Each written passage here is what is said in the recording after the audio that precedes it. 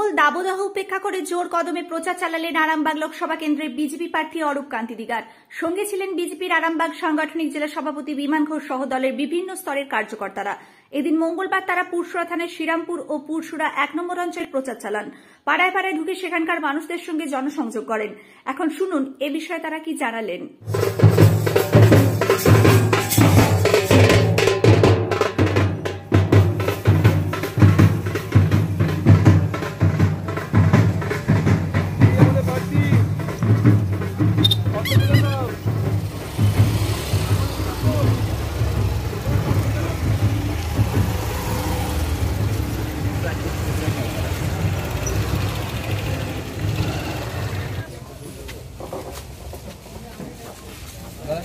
দিকে দেবে না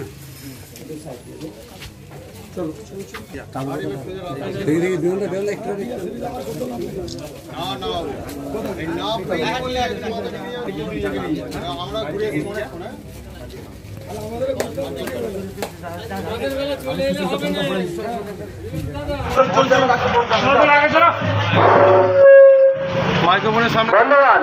আপনাদের এলাকায় বিজেপি মনোনীত প্রার্থী শ্রী অরূপ কান্তি দিগার মহাশয় এসেছেন, ওনাকে আপনারা দুহাত তুলে আশীর্বাদ করুন। কেউ যখন কিছু মন্তব্য করে না, তার ভেবেচিন্তে বলা দরকার, বিশেষ করে যারা পলিটিক্যাল দায়িত্ববান লোক। আমি কার বিরুদ্ধে মন্তব্য করছি আর আমি কি, দুটো জিনিস ভাবা উচিত।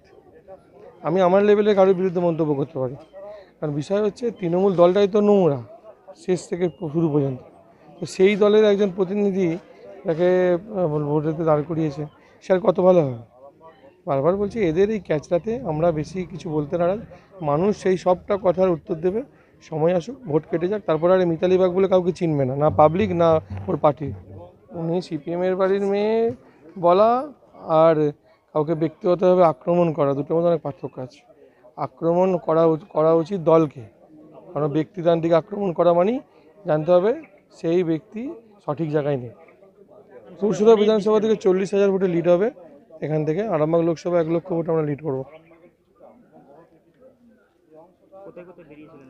আজকে সকাল থেকে বেরিয়েছি, হাটি থেকে শুরু করেছি শ্রীরামপুর পঞ্চায়েতের। হাটি থেকে শুরু করে আমরা পুরসুরা 1 নম্বর পঞ্চায়েতের বিভিন্ন এলাকা ঘুরে এখন শ্রীরামপুর পঞ্চায়েতের এখানে আমরা ধাপধারা থেকে শুরু করে পারুল বলরামপুর থেকে শুরু করে আকরি শ্রীরামপুর থেকে শুরু করে আমরা একের পর এক করছি করে এখন ফার্স্ট হাফ প্রচার শেষ হবে। আমরা মাঝখানে সমাজের খাওয়া দাওয়ার ব্যবস্থা আছে, তারপরে আমরা সেকেন্ড হাফে আবার পুরসুর 2 নম্বর ব্লকের বিভিন্ন অঞ্চলের বিভিন্ন জায়গায় বেরোবো। শুনুন, গরম বাড়ছে, এটা প্রাকৃতিক নিয়মে গরম আরও বাড়বে, কিন্তু ভোট আসছে, প্রচার আমাদের করছি, কিন্তু মানুষের যে উৎসাহ, মানুষ যে আমরা যখন যাচ্ছি গ্রামে ঢুকছি, রাস্তায় এসে তা মানুষের ঢল নামছে, এতে খুব আনন্দ লাগছে আমাদের। এবং এই গরমটা গরম বলে মনে হচ্ছে না, মানুষের যে আগ্রহটাকে আমাদের আরও উদ্যোগী করে তুলছে।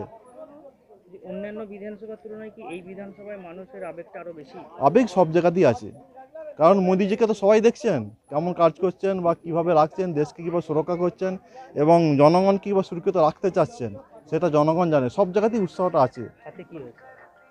হাতে একটু মানে আঘাত লেগেছে, একটু একটু ব্যথা আছে, একটু আঘাত লেগেছে। প্রচারে তো আপনারা আছেন সকাল থেকে, দেখতে পাচ্ছেন আমাদের প্রচার খুব সুন্দরভাবে। আমাদের মতো প্রচার হয়তো অন্য কোনো পার্টি কেউ করতে পারছে না, এটা আমি বলবো। বিধানসভা থেকেও লোকসভায় ভালো প্রচার হচ্ছে? অবশ্যই, বিধানসভা যেরকম করেছিলাম সেটার থেকে আরও এক্সপিরিয়েন্স গেইন করে আমরা এখন নতুনভাবে আরও নানান রকমভাবে প্রচার করছি। ঠিক আছে। অঙ্কিতা মালিক, আরামবাগ সাংগঠনিক জেলার মহিলা মোর্চার সাধারণ সম্পাদিকা। প্রার্থী প্রচারে এসেছিলেন, কি করলেন? উনি এলেন, জনসংযোগ করলেন, ভাব বিনিময় করলেন, আশীর্বাদ নিলেন এবং বজরংবলী মন্দিরে মাল্যদান করলেন, ধূপধুনা দিলেন, সকলের সঙ্গে পরিচিতি হলেন এবং উনি ওনার আমাদের যে অবিসংবাদী নেতা নরেন্দ্র মোদীর বার্তা প্রচার করলেন, উন্নততর সমাজ গড়তে এবং সবকা সাথ, সবকা বিকাশ, সবকা বিশ্বাস, এই বার্তা উনি দিয়ে গেলেন। এই জায়গাটার নাম কি? শ্রীরামপুর হাটতলা। আপনার নাম? শুভঙ্কর চক্রবর্তী। কি দায়িত্বে আছেন এখানে? আমি জয়ী সদস্য হরিহর গ্রামের। কোন পঞ্চায়েত? শ্রীরামপুর গ্রাম পঞ্চায়েত।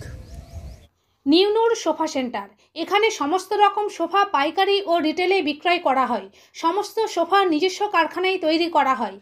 প্রোপাইটার হানিফ হোসেন খাঁ ও রুহুল হোসেন খাঁ, বড়ডোঙ্গল হাটতলা সিনেমা হলের সন্নিকটে, হুগলি। যোগাযোগ 7797170093 এবং 9382003105।